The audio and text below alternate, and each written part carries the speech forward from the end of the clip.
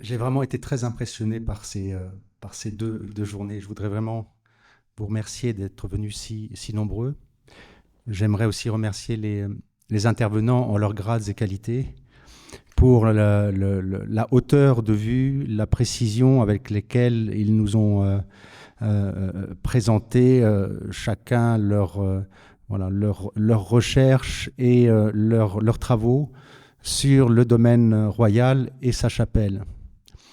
On a pu vivre la vie des rois et des princes sur ce domaine entre construction et déconstruction pour arriver à cet écrin qu'est la chapelle royale, un condensé de l'art du 19e et finalement très, très novateur. Donc si on pouvait retenir, de mon point de vue, deux axes, ce sont ces deux axes, un condensé de l'art du 19e et cet aspect novateur dans chacun des domaines qui a été présenté. La journée ne se termine pas. Vous aurez encore toute une partie cet après-midi. Je regrette de ne pas pouvoir être avec vous, mais vous êtes dans de très bonnes mains. La Fondation Saint-Louis a déployé le tapis rouge pour que ces deux journées se terminent en feu d'artifice. Et évidemment, j'aimerais finalement remercier toutes les petites mains qui se sont activées sans qu'on les voie et qui ont permis à cette manifestation de pouvoir se tenir et de pouvoir avoir cette qualité, cette dynamique qui n'est pas terminée. Je vous remercie.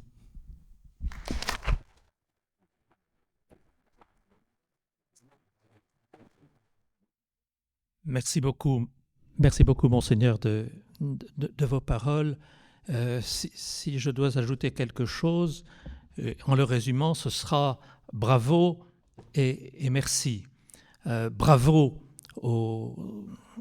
à toutes les personnes qui se sont unies pour concevoir ce projet qui était très ambitieux, 2 journées d'études sur un site à la fois glorieux, méconnu, insuffisamment visité.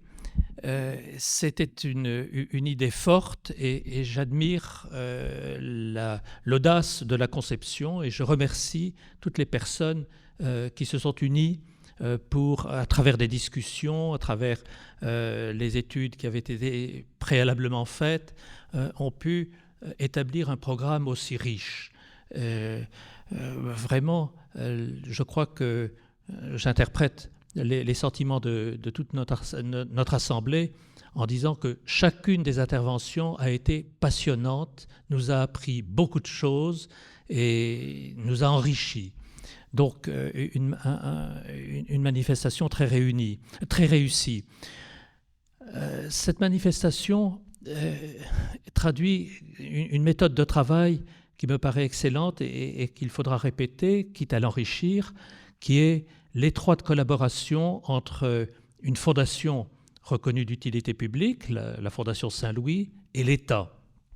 L'État, dans toutes ses dimensions, nous avons bénéficié, nous continuons de bénéficier de la protection et de l'aide, des conseils du préfet de région, du préfet d'Eure-et-Loir et de toutes les équipes que l'État déploie, aussi bien au niveau de la région qu'au niveau du département, en particulier, évidemment, la Direction régionale des affaires culturelles, qui est notre partenaire absolument essentiel depuis des années et qui a apporté non seulement beaucoup d'idées, mais une forte collaboration pour la réussite de ces journées. Au-delà des autorités de l'État, nous avons travaillé avec des équipes de la ville et dans toutes ces dimensions, nous bénéficions d'un accueil très agréable et parfaitement organisé dans ce théâtre municipal de Dreux. Je l'admire, je le découvre et ça nous a permis de travailler d'une façon très, très sereine et très utile. Merci donc à la ville de Dreux. nous n'épuisons pas le sujet en magnifiant la relation entre la Fondation et l'État. Je crois qu'il y a une leçon à en tirer, c'est que ça ne suffira pas. Le programme de travaux que l'architecte en chef des monuments historiques vient de dessiner pour les années à venir est tout à fait intéressant, mais il montre évidemment que ça nécessitera la réunion de moyens, notamment de moyens financiers très considérables.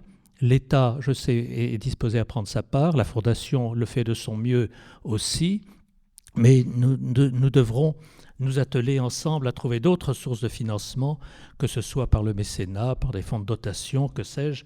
Nous avons là un travail d'invention à faire.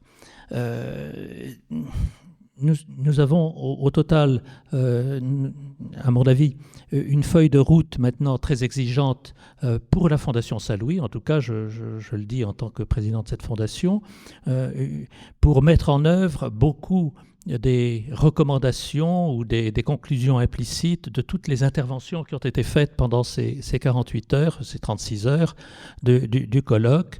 Alors évidemment, un premier engagement va de soi, c'est de publier les actes du colloque. Et Marc Mété me demandait de vous transmettre cette bonne information que la totalité du colloque sera disponible sur le réseau Internet dès le mois de juillet. Mais évidemment, au-delà de cette transmission qui permettra une réécoute ou tout simplement une écoute des interventions, des communications qui ont été faites pendant les 36 heures, il y aura lieu à publier quelque chose, alors que les actes certainement, peut-être un ouvrage complet et définitif, si je peux dire, sur Dreux, en tout cas un vrai travail de publication scientifique au niveau d'excellence des communications qui ont été faites ici depuis hier. Et puis alors si vous me permettez d'ajouter un vœu, c'est en repensant à cette figure tutélaire majeure à la fois de l'histoire de France et du site de Dreux, qu'est le roi Louis-Philippe. À travers toutes les interventions, c'est toujours cette figure de Louis-Philippe qui est apparue en filigrane ou de façon très claire. N'oublions pas la date du 6 octobre prochain. Le 6 octobre 2023 marquera le 250e anniversaire de la naissance de Louis-Philippe. Pour ma part, j'aimerais que la Fondation Saint-Louis, en liaison avec les partenaires que nous pouvons trouver, marque d'une façon solennelle cet anniversaire d'un roi qui régna sur la France et qui a une telle présence dans le site de Dreux. Voilà, c'est tout. Et donc, encore une fois, bravo et merci à toutes et tous.